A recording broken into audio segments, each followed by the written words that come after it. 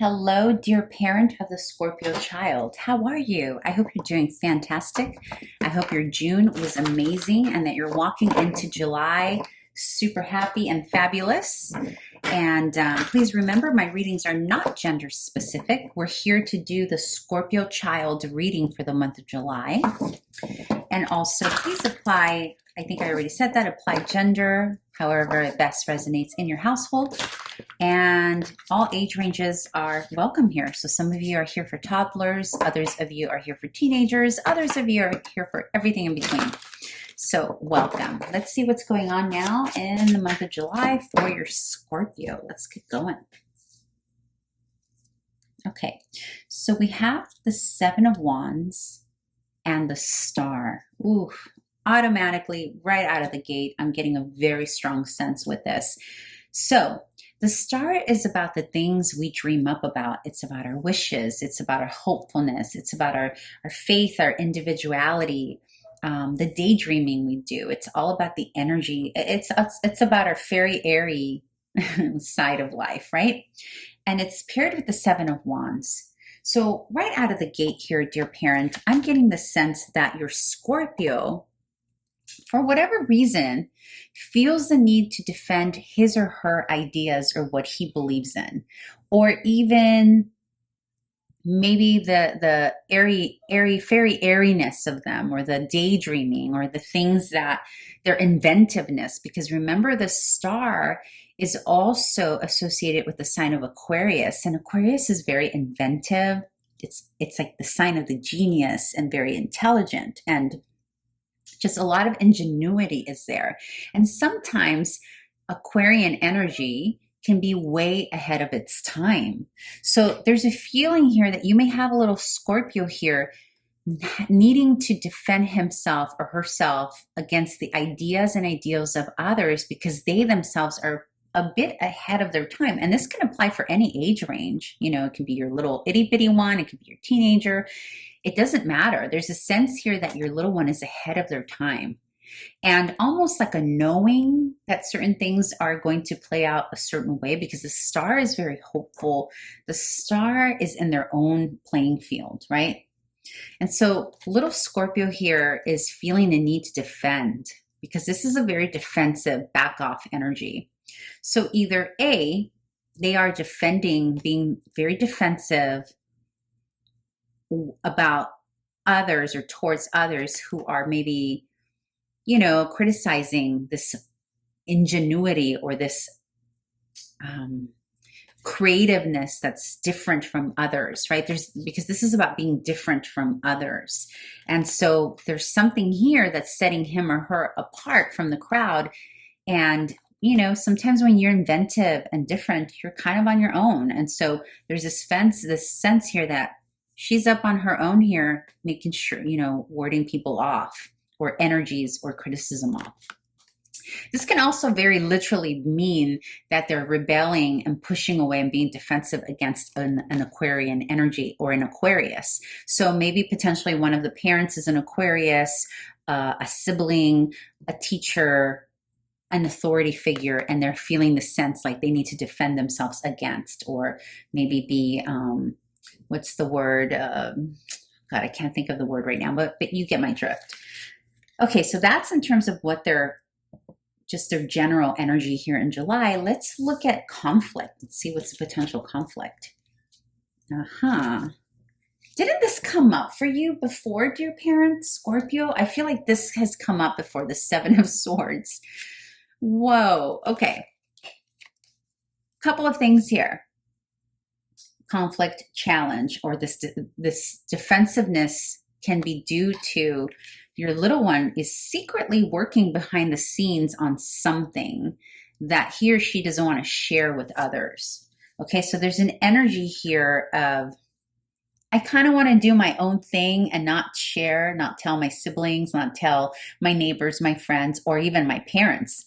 Working hard on something tangible or playing hard, but really just kind of want to get away with it and do it on my own, or secretly do it on my own.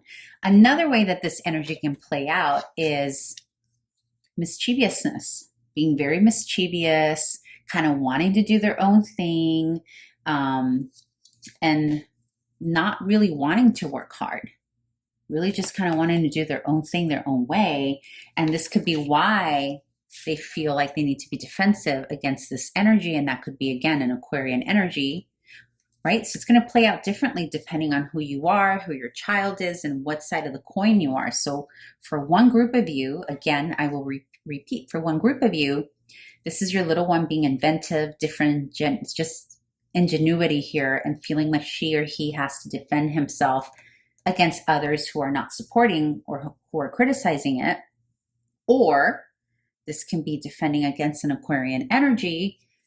And also, though, for those who are inventive, who are ahead of their time, the Seven of Swords can also be about the feeling of they have to be secretive about who they truly are, because who they truly are is way ahead of the game, right? And they kind of need to keep that. So that can pose a challenge, right? Because, you know, if you're not fully acting in who you are authentically, it can slow you down.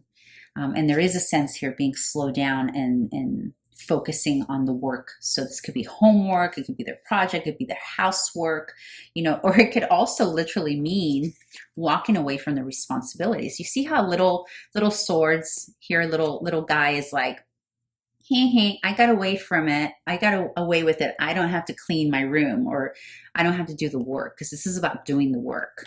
So there's an energy here of, it could just be that they're floating in their own energy, feeling themselves in a literally like parallel life, like they're daydreaming about something different, or even being inventive in their mind, coming up with stories, writing stories, maybe journaling.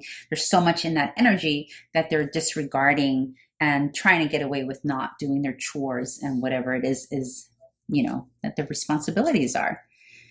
Either way, dear parent, you have your hands full. So let's move on and see what you can do to remedy this energy. Yeah. Well, doesn't get more straightforward than that. Okay, so I'll explain what it means. Let me just fix this because it's going to bug me. Okay, so you got the Nine of Wands and the Nine of Pentacles, 2 nines, right? So this is about closing a behavior or closing out a situation, right? I get the sense this is about putting an end to a behavior. So the Nine of Wands is about taking your stance, sticking through, like if you have a discipline, a way to discipline, staying firm, following through on it. This is about being resilient in what you say or do, or how you discipline your child. Because remember, this fell in the advice for you, the parent, on how to remedy this. So this is very much about staying firm and not you out of what you mean, what you say, what you mean, all that good stuff. And at the same time, it's about encouraging their self-independence and ingenuity, because the Nine of Pentacles is about being independent, being self-sufficient, making things happen, making your own living, creating, finding your own resourcefulness. And this is twofold. It's about staying firm as the parent about what you mean, how you're going to discipline, if it is, you know, the side that's where they're being mischievous, not doing their work, being defensive, all of that. And if you're the ones with the child who's being, you know, a bit of a genius ahead of their time, encouraging that self-sufficiency and making it tangible, facilitating the tangibility of that inventiveness that they have going on. And that can play out different ways. You can maybe purchase a kit that helps them in whatever new thing they're into, or help them really plant roots in this new way of whatever it is that they're doing for the first time, learning or inventing or being ahead of the curve in. Okay, so two double nines, one represents one scenario and the other another in this case. So great job, dear parents. So bottom line, I get the sense that some of you are struggling with a little Scorpio who is pushing the boundaries and maybe, you know, getting away or trying to get away, and seeing if you will remain firm in the rules of the household or the discipline. And then for the others, just let them know it's okay to be ahead of the curve. Let's make it actually, let's not just talk about it. Let's make it tangible. What can we do to make it tangible? All right, dear parent, I hope this was helpful and hope to see you back here next month. Bye.